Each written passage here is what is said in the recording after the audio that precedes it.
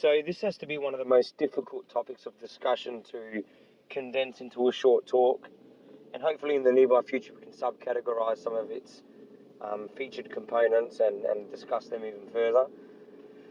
But I think generally speaking, what I want to touch on today is sustainable eating habits that you can stick to on a long-term basis. So obviously, having worked offline as a trainer for many years, I encounter many people that come and train and oftentimes largely rely on the exercise and the training to be a key component to their improvement for whatever goal it is that they want to achieve. But it's actually largely attributed to the way you eat also. The way you eat is going to reduce inflammation, which means you're going to recover better, you're going to be able to train harder, and you're going to be less prone to injury. Eating well is going to give you more energy. So you're going to be getting more out of your sessions because you're charged. And then obviously under that falls, hydration.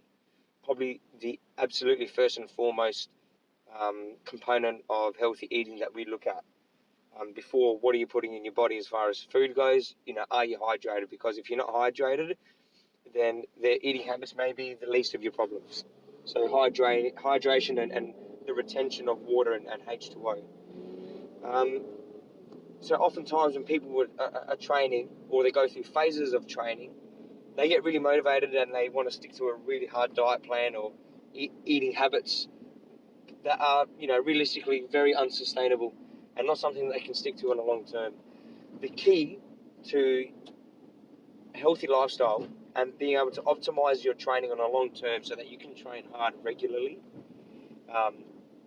week in, week out, month in, month out, and, on a long-term basis over a period of years into your older age especially, is to find a sustainable approach to everything. And in this case, we're going to be discussing the eating.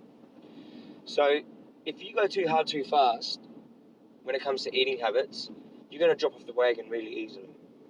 If you've come from eating junk food or drinking booze or whatever it is your vices may be, and you cut them out cold turkey, the likeliness of you being able to keep them off cold turkey is very low. A very small percentage of people are able to cold turkey something that they've been doing on a long term or do habitually every day, every second day, multiple times a week. So finding ways to sustainably and maintain a healthy mindset towards the way you eat, the way you consume food, is the best and most efficient long-term approach when it comes to optimizing your training and optimizing your health and your lifestyle day to day. So you need to identify what are your vices. Do you like savory stuff? Do you eat junk food after dinner? Do you have sweets after dinner? Do you have alcohol excessively on the weekends? Do you have sneaky cigarettes here and there? Whatever it may be, everybody's got something. Are you having 3 coffees a day with 2 sugars every coffee and accumulating 6 sugars just in your coffees? You need to identify exactly what those things are, and there's plenty of help out there to help you identify these things. Some of them are very obvious, some of them are underlying that you may not be aware of. You might think that having a slice of Wonder White with Vegemite on it in the morning is good for you, and then having only a couple coffees but you're having a teaspoon of sugar in each one is good for you and okay. But accumulatively, these refined sugars, these refined grains that have been bleached and so forth aren't. And there's many of these kind of hidden little unhealthy habits that a lot of people have, and wonder why they're either bloated or experiencing, poor digestive systems, no energy, flat, tired, etc.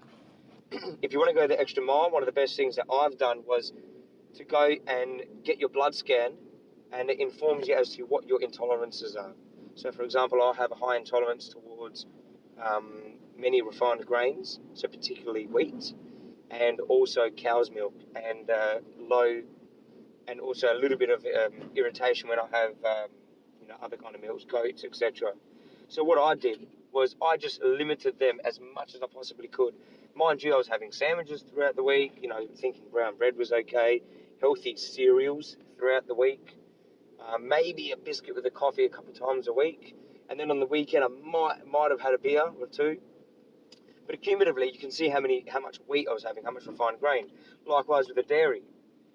In the past, I was, you know, having a bit of cheese with my salad, a bit of feta with my salad, and then I might have had a bit of milk in something, and so forth. And it might be small portions, but having small portions of these things that I had an intolerance to over a long period of time was creating enormous digestive issues.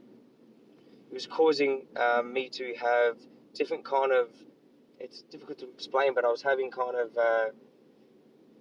like hay fever symptoms, so respiratory systems, and it wasn't actually the external factors, it was what I was putting into my body. And ever since I cut out the refined grains and the dairy, I've reduced my bloating, reduced my inflammation enormously, my back pain has dropped significantly, I'm sleeping better, I'm waking up with more energy, and this is all just by changing a few habits.